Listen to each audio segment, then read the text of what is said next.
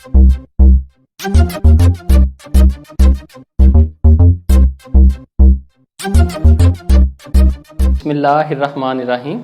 अस्सलामु अलैकुम। आज हम करेंगे 54वां idiom, a trip to the सन।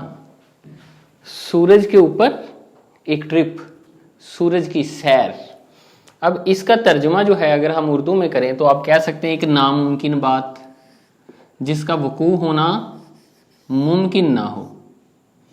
नामुमकिन काम या नामुमकिन बात, वो चीज़ जो हो ना सके, जिसके होने के अमकान बिल्कुल ना हो, वहाँ पे हम ए ट्रिप टू द सन कहते हैं। हो सकता है कि वो हो सकती हो, लेकिन वो इतनी ज़्यादा मुश्किल हो कि आपकी ज़िंदगी जो है ना उस पर सारी सर्फ हो जाए, तो वहाँ पे हम ए ट्रिप टू द सन कहते हैं। अब हम इसके अंग्रेज़ी के तर्जुमे की तरफ आते हैं।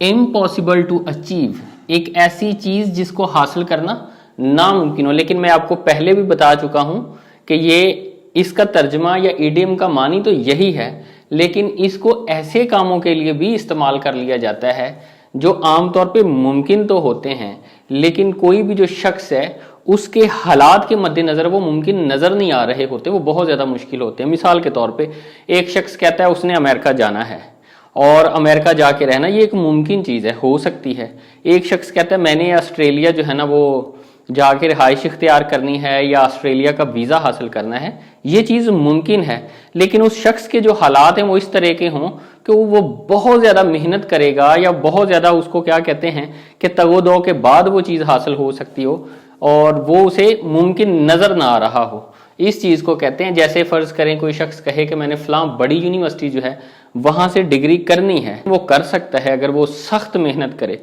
लेकिन उसके हालात जो है ना उसके मद्देनज़र ये नज़र आ रहा हो कि या तो ये सख्त मेहनत नहीं कर सकेगा या इसको माली जो वसाइल हैं वो दस्तयाब नहीं होंगे और वो इतना बड़ा काम नहीं कर सकता, इतनी ज़्यादा मेहनत शख्स कर नहीं सकता, जिस वजह से उस जगह भी ऐसे इडियम को हम इस्तेमाल कर लेते हैं। Something which is very unlikely, ये अब ठीक कुछ हो गया है कि ऐसी चीज़ जो मुनासिब ना लग रही हो, जो मुनासिब हमें ना लग रही हो। अब हम आते हैं कि इसका ओरिजिन क्या है, ए ट्रिप टू द सन। हमें ना 14th BC में जाना पड़ेगा, फिरौन के दौर में, मिस्र के अंदर।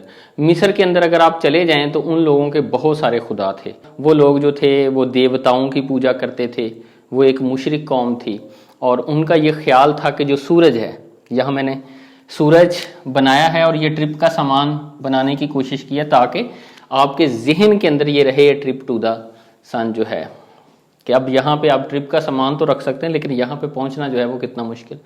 सूरज जो उनके नज़दीक था ना वो सबसे बड़ा खुदा था और वहाँ के जो बादशाह थे उनके नज़दीक जो सूरज है वो आम दुनिया का भी और जो अंडरवर्ल्ड है, जो जिसे कहते हैं जुल्म की दुनिया है, जो खुफिया है, जो डाकू हैं, जो ताकतवर माफिया है, उसका भी ये खुदा है।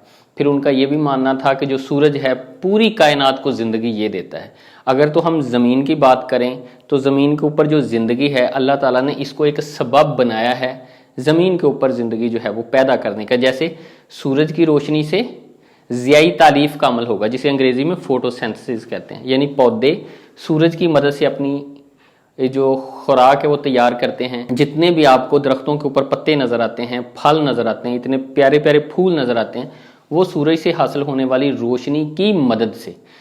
अब देखें वो जो पौधे हैं उनको कौन खाएगा? जानवर।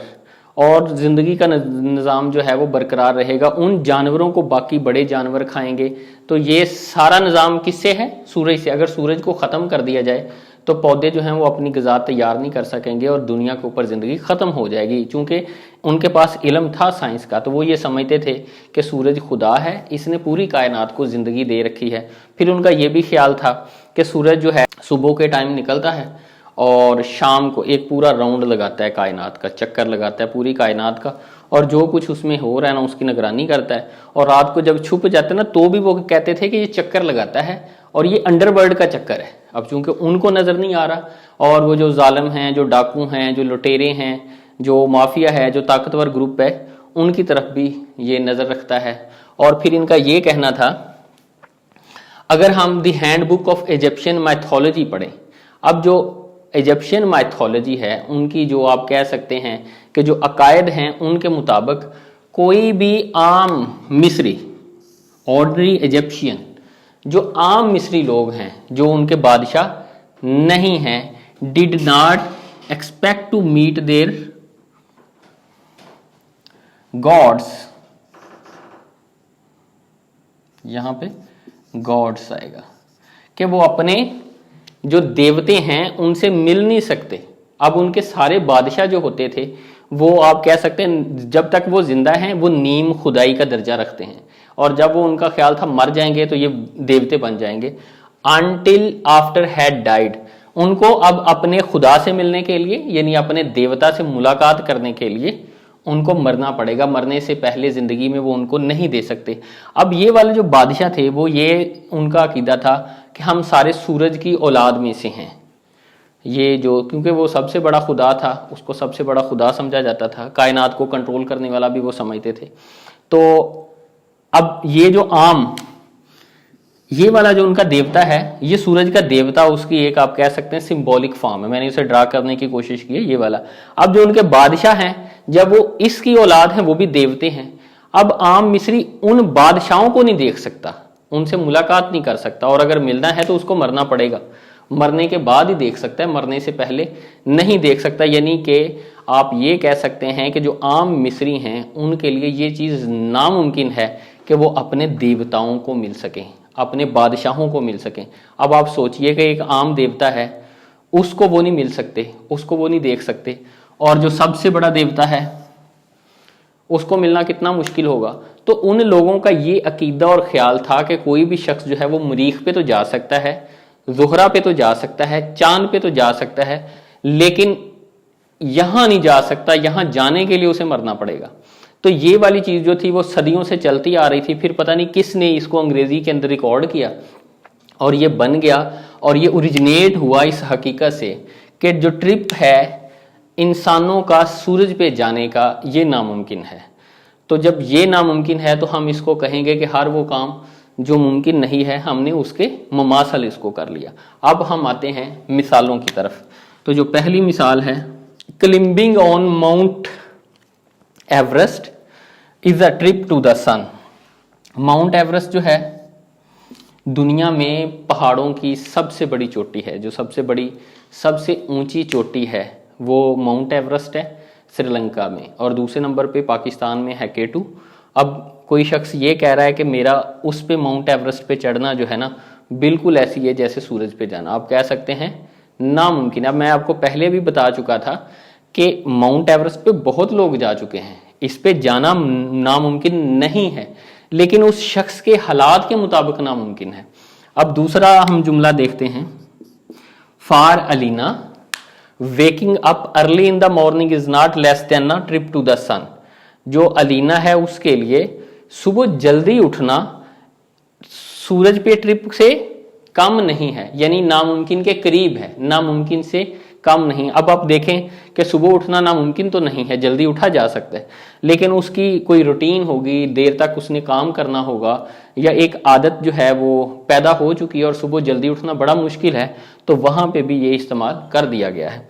अब तीसरा जो है, my dream has all been to settle in Australia. अब कोई शख्स ये कह रहा है कि मेरा ख्वाब हमेशा से ये रहा है कि मैं ऑस्ट्रेलिया के अंदर सेटल हो जाऊं, ऑस्ट्रेलिया के अंदर सेटल हो जाऊं, बट आई नो, लेकिन मैं जानता हूं it's a trip to the sun. अब हजारों लोग ऑस्ट्रेलिया में जाते हैं, लेकिन उसके हालात के पेश नज़र ये उसके लिए मुमकिन नहीं है, उसके लिए ये ट्रिप टू द सन है। तो हम अब कह सकते हैं कि हर वो काम जो किसी भी शख्स के हालात के पेश नज़र मुमकिन ना दिखाई देता हो या बहुत ज़्यादा मुश्किल हो, तो उसके लिए हम ए ट्रिप टू द सन इस्तेमाल करते हैं। आप अपने रोज़मर्रा के जो मुख्तलिफ़ काम हैं जो आपको लगते हैं बहुत ज़्यादा मुश्किल हैं या नामुमकिन के आसपास हैं, तो आप उनके लिए यहाँ पे ये मुहावरा अपनी नोटबुक में प्रैक्टिस करें, ए ट्रिप टू द सन, और मुझे उम्मीद है इंशाल्लाह ये आपको नहीं भूलेगा। और अगले ईडियम तक के लिए मुझे इजाज़त दीजिए। अल्लाह हाफिज़।